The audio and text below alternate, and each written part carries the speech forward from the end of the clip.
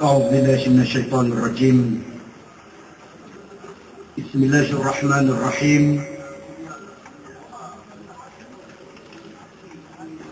السلام عليكم ورحمة الله وبركاته. الحمد لله رب العالمين حمدا حامدين وحمدا شاكرين وحمدا يوافي نعمه ويكافئ مزيده. يا ربنا لك الحمد كما ينبغي لجلال وجهك وعظيم سلطانك. اللهم صل وسلم على رسولنا الكريم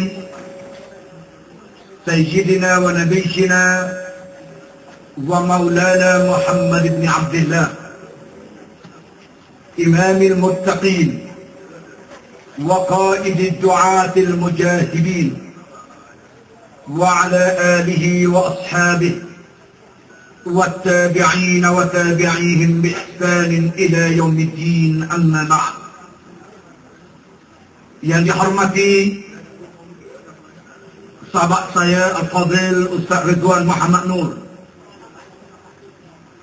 selaku pengurusi majlis pada malam ini, yang berhormat Ayahanda Datuk Seri Tuan Guru Haji Abdul Hadi Awang, Presiden Parti Islam Semri Syafat, yang berhormat kekanda saya Datuk Haji Mahfuz Omar, Naib Presiden Parti Islam Semri Syafat, yang berbahagia Al-Fadhil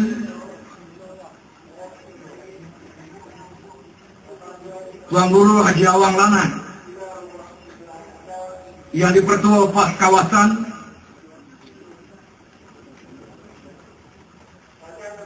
Al-Fadhil Ustaz Ahmad Yahya, Ketua Dewan Pemuda PAS Negeri, dan seluruh ahli jawatan kuasanya, rakan-rakan pimpinan PAS di semua peringkat yang hadir pada malam ini, dan tidak lupa kepada rakan-rakan pimpinan daripada parti komponen Pakatan Rakyat yang hadir pada malam ini, pimpinan-pimpinan masyarakat muslimin dan muslimat, hadirin dan hadirat yang dirahmati Allah sekalian. ولا تحسبن الذين قتلوا في سبيل الله أمواتا بل أحياء عند ربهم يرزقون. Janganlah kamu menyangka bahawa orang-orang yang terbunuh di jalan Allah, yang mati karena mempertahankan agama Allah, orang-orang yang gugur itu, janganlah kamu sangka ianya mati. Bahkan mereka hidup di sisi Tuhan mereka, malah mendapat rezeki daripada Allah Subhanahu wa ta'ala. Saudara-saudara, 25 tahun yang lalu Al-Syahid Ustaz Ibrahim Libya telah pun gugur kerana mempertahankan kesucian Islam, kerana mempertahankan perjuangan Islam, berdepan dengan pemerintah yang zalim, berdepan dengan pemerintah yang kejam, yang menolak dan menentang Islam yang diperjuangkan oleh Parti Islam Semri Syafat. Al-Syahid telah pun gugur untuk mempertahankan maruah diri sebagai seorang pejuang yang sekali-kali tidak menyerah kepada musuhnya, yang sekali-kali tidak akan tunduk kepada musuhnya. Alhamdulillah, walaupun 25 tahun yang lalu dunia menyaksikan gugurnya seorang syuhada, dan rakan-rakannya 14 yang lain. Ternyata Syahid Ibrahim Libya dan rakan-rakannya tidak mati. Saya lihat pada malam ini, ternyata ianya hidup dalam jasad anak-anak muda yang berada di hadapan saya pada malam ini. Walaupun telah 25 tahun berlalu, semangat perjuangan yang diwariskan oleh Syahid ternyata masih segar dalam jiwa anak-anak muda yang menganggotai gerakan Islam ini. Saudara-saudara yang dihormati sekalian, insya-Allah anak-anak muda inilah yang akan menyambung risalah perjuangan Islam ini yang telah ditinggalkan oleh Syahid Ustaz Ibrahim Libya, yang telah ditinggalkan oleh golongan as-sadiqun al-awwalun, golongan yang terdahulu yang telah memacu perjuangan Islam ini di seluruh dunia amnya, di negara kita khasnya. Perjuangan Islam yang ditinggalkan oleh Nabi kita Muhammad sallallahu alaihi wasallam bagi memastikan seluruh umat manusia di atas muka bumi ini mengabdikan diri kepada Allah dan mendaulatkan syariat Allah subhanahu wa ta'ala. Saudara-saudara yang dihormati sekalian, di peringkat nasional, di peringkat negara kita, Syahid Ustaz Ibrahim Libya dan rakan-rakannya yang gugur sebagai syuhada, dan kampung Memali ini adalah merupakan sebuah institusi ataupun sebuah madrasah jihad yang akan terus membangkitkan semangat perjuangan Islam ini, terutama di kalangan anggota-anggota PAS, di kalangan anak-anak muda yang menyertai PAS, di kalangan generasi yang menaruh harapan supaya berlakunya perubahan dalam negara kita ini.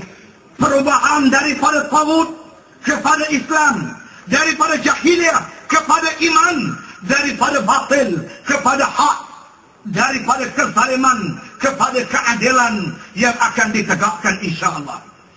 Saudara-saudara yang dihormati sekalian, kita pada hari ini berhimpun bukan sekadar untuk mengenang sejarah yang insya-Allah saya kira kedua-dua orang tua kita yang hadir pada malam ini yang akan menyampaikan amanah, yang akan menyampaikan ucapan Naib Presiden dan Datuk Seri Presiden sendiri adalah orang yang paling layak untuk mengkisahkan kembali bagaimana sejarah gemilang Al-Ustaz Syahid Ibrahim Libya dalam mempertahankan Islam sehingga gugur, tidak menyerah kalah kepada musuh. Pada waktu itu saya masih kecil, saya masih belajar di bangku sekolah. Pada waktu itu saya berada di tingkatan 3, baru lepas mengambil SRP pada waktu itu, PMR sekarang. Kita menyerap semangat jihadnya. Saya memahami daripada peristiwa ini, apa yang boleh dipelajari ialah bagaimana roh jihad yang digerakkan oleh Syahid untuk menentang musuh-musuh Allah subhanahu wa ta'ala. Adapun sejarah yang lebih detail, yang lebih layak, yang lebih berautoriti, insya-Allah pemimpin kita akan jelaskan. Apa yang saya nak sebutkan kepada anak-anak muda pada hari ini yang membaca sejarah, pastinya melihat bagaimana perjuangan Islam yang kita dokong pada hari ini tidak mendapat laluan mudah untuk mendaulatkan syariat Allah subhanahu wa ta'ala. Kita terpaksa berhadapan dengan pelbagai bentuk musuh. Sama ada musuh daripada luar ataupun musuh daripada dalam. Sama ada musuh di peringkat antarabangsa ataupun musuh di kalangan kaum bangsa sendiri. Tetapi alhamdulillah,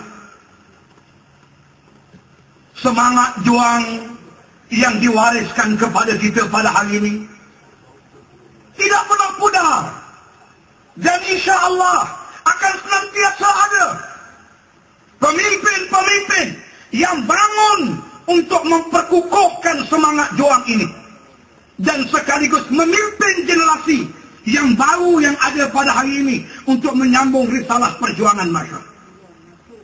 Mudah-mudahan kita termasuk dalam golongan apa yang disebut oleh Allah, minal mu'minina rijalun sadaqu ma ahadullah alaih faminhum man qada nahbah wa minhum man yantadir wa ma baddalu tabdila.